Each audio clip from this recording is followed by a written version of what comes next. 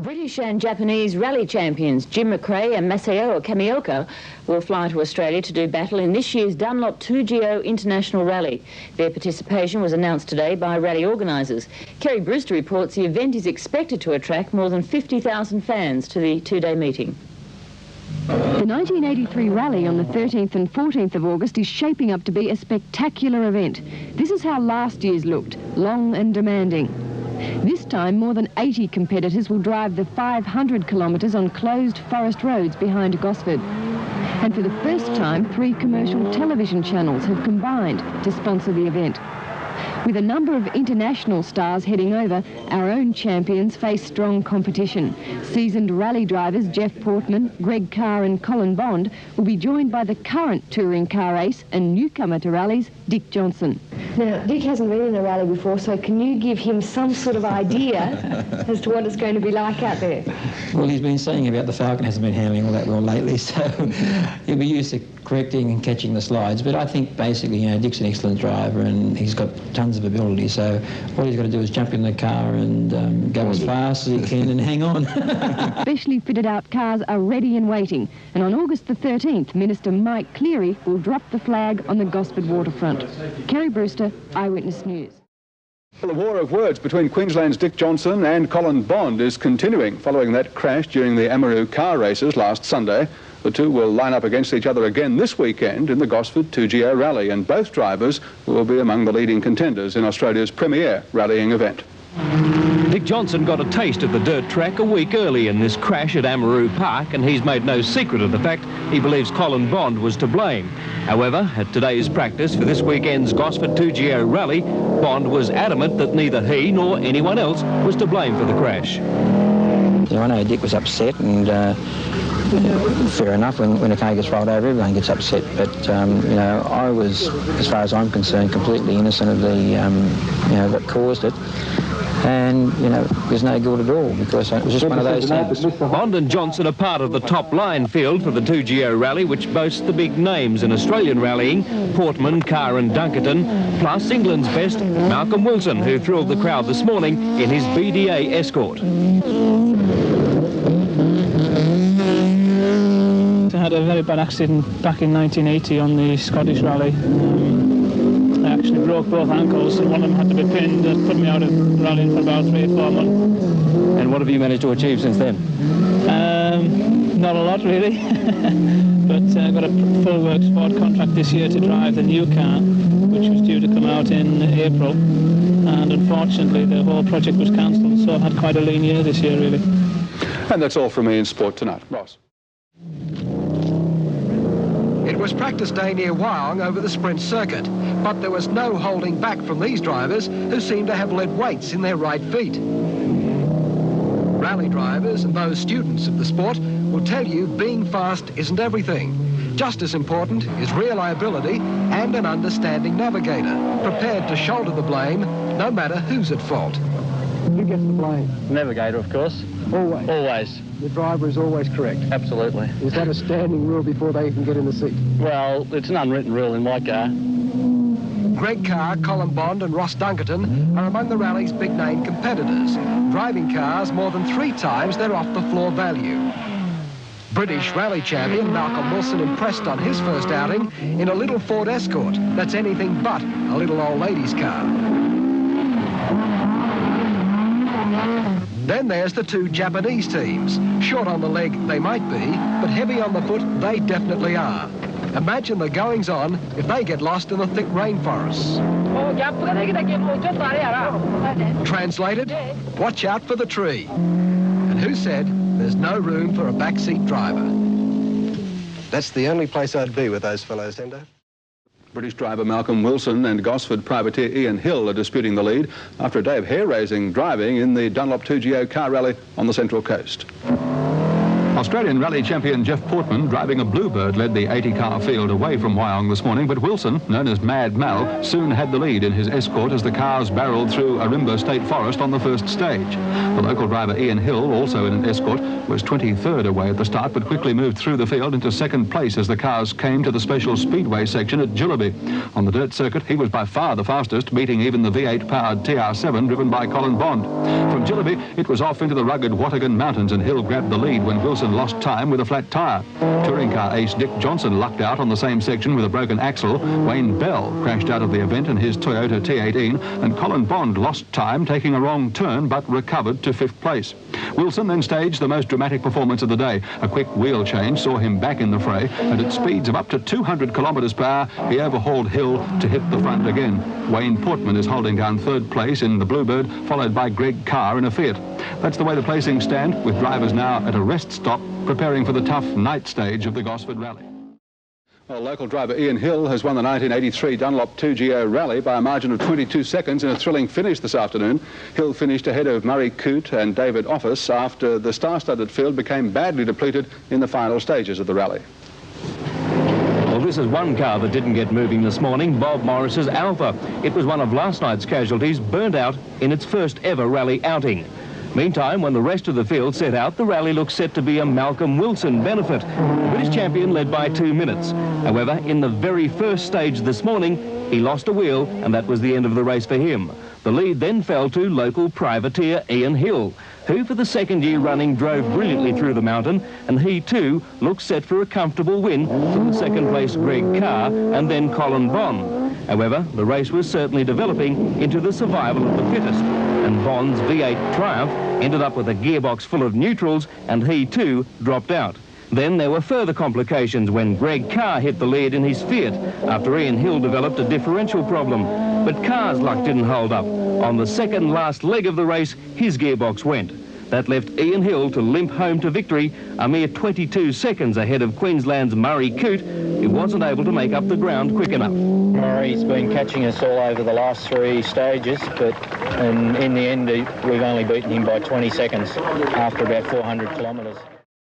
Motor racing and local driver Ian Hill overcame mechanical difficulties to beat the world's best in the 2Go Dunlop Rally on the Central Coast. The 400-kilometre event finished today, but not before it claimed numerous victims. It was the final stage through the Wattigan Forest that took its toll on several of the top drivers.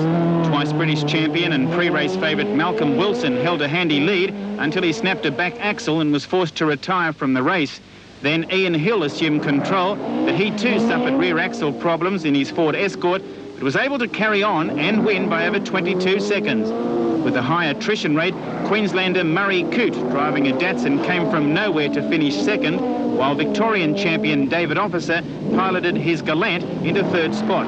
Other drivers to be forced out were Greg Carr in his Fiat with gearbox problems and Colin Bond in his Triumph TRX. Graham McNeese, Eyewitness Sport. Well, a bumper crowd of over 30,000 spectators turned out last weekend to watch round 3 of the Australian Rally Championship, the 2-day Dunlop2Go Rally at Gosford on the New South Wales Central Coast. It was a thrilling race, the fastest rally ever held in Australia, with the lead changing 4 times over the last division. Amongst competitors, British Rally champ Malcolm Wilson, Australian champ Jeff Portman, Japanese champion Masao Kamioka, and other big names like Colin Bond and Bobby Morris. But do you have to be a big name to win? Let's find out. On an overcast Saturday morning, thousands of spectators packed the Gosford foreshore to witness the start of the 1983 Dunlop2Go International, round 3 of the Australian Rally Championship. It's the biggest event of the Australian Rally calendar. 80 starters, including 5 Australian Rally champions, 3 Bathurst winners and 3 internationals. 2-time British champion and Ford Works driver Malcolm Wilson is the man to watch. It's his first event in Australia. He's to do battle with top Australians Colin Bond in a very fast V8 Triumph, 4-time national champion and current points leader Ross Dunkerton in a Datsun, Bathurst winner Dick Johnson driving in his first rally, and the current Australian champion and last year's winner of this event, Jeff Portman in a Datsun Bluebird. Dunlop2Go International Car Rally of 1983. To get this far, most of the teams have had to put in months and months of preparation and spend thousands and thousands of dollars preparing their cars. But over the next 2 days, they'll find out whether or not their preparations will be rewarded. 100 very fast left. The rally course is set in State Forest north of Gosford. There are 23 competitive stages over more than 300 kilometres of dirt roads made slippery by heavy rains the day before the event. The opening stages set the tone for the rally. The pace is fast and furious. Faster, in fact, than anyone can ever recall in an Australian event. The man setting the pace is that Englishman, Mad Malcolm Wilson, in a blindingly fast Ford Works Escort. The top drivers are forced to push themselves to the limit just to stay with Wilson. On that first morning, cars are clocked at speeds up to 220 kilometres an hour over one stage through the forest. Wilson continually sets the fastest times, making it appear like a benefit event for him and his crew. Portman is running well, as are Greg Carr in his Fiat Abarth and Colin Bond.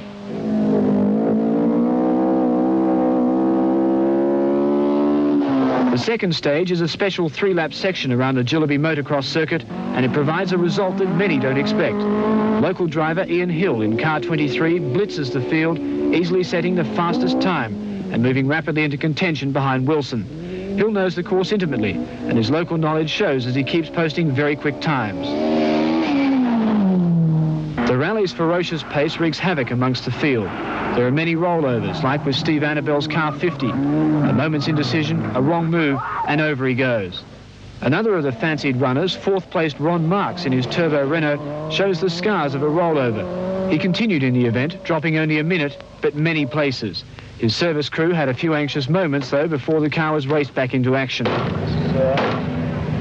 Another casualty, this time with mechanical difficulties, Ross Dunkerton. He had fuel problems that made his car stop right in the middle of the stage. At the end of the first day's daylight stages, it's Wilson first by more than 2 minutes. I mean, I didn't really know what to expect, but then we got to the end of the first stage and we sort of taken 20-odd seconds of everybody, so I thought, oh, well, at least we're right there somehow, anyhow. In second place, despite some mechanical problems, is Ian Hill. I think the car's good enough to win the event. It's really just a matter of whether I drive it properly and whether we get a few breaks along the way, and nothing much too major goes wrong with the car. Jeff Portman hangs on to third spot and has no illusions about being able to outrace Wilson. I don't for a minute think they're going to catch the car in front. The Escort's just a little bit too fast at this stage. The man's obviously a very, very professional driver, and he's going far more rapidly than I'm capable of in this car. The rally continues on into the night with 3 more competitive stages. The front runners maintaining their positions, with only Portman and Carr changing third and fourth spots. There are no major dramas in spite of a few fights over the whereabouts of cars that didn't turn up at checkpoints. Right, well, he should have been in front of Hodder, who was just in front of you. He's in place, you're in place. Ron Kremen was just in front of Hodder and has been for quite a while. So. Right, well, Kremen actually had Byrne behind him when they left Wyong, so Byrne's gone... It disappeared somewhere. Disappeared somewhere. Right. Successful rally driving isn't just about speed. It's also about endurance. In this event, there's been a very high attrition rate. Yesterday, 80 cars started. This morning, there was only 50 left. And today, there's been an even higher toll, with many of the top drivers dropping out during the day's event. Day 2 and the first stage is over the fastest section of the course. Wilson is the first car to start, but a few kilometres down the track, he breaks a stub axle, loses the front wheel, and the leader is forced to retire despite driving flat out for 15 kilometres on only 3 wheels. He's not the only one with problems. Fourth place, Jeff Portman fails to turn up because of engine trouble. Ninth place, Gordon Levin breaks down halfway through the stage, and Japanese star Hotter quits after rolling his Mitsubishi.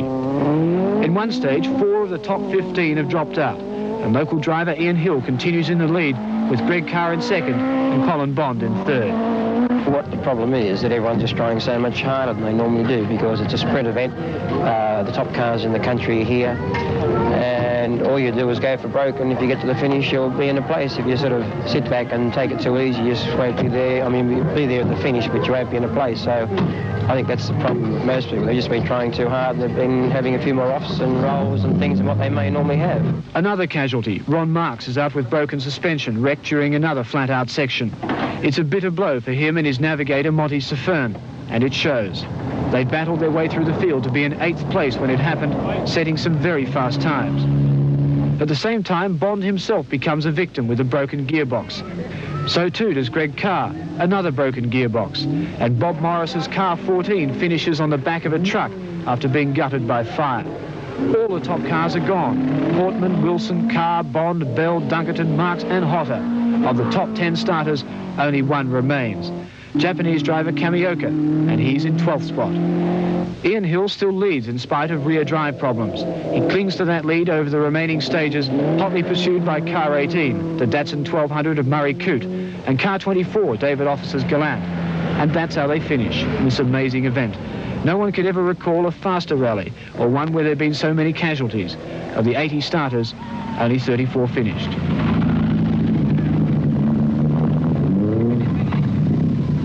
Well, a victory there against all the odds to the local boy from Gosford, Ian Hill, who finished with a crook differential. Yeah. You know what that means?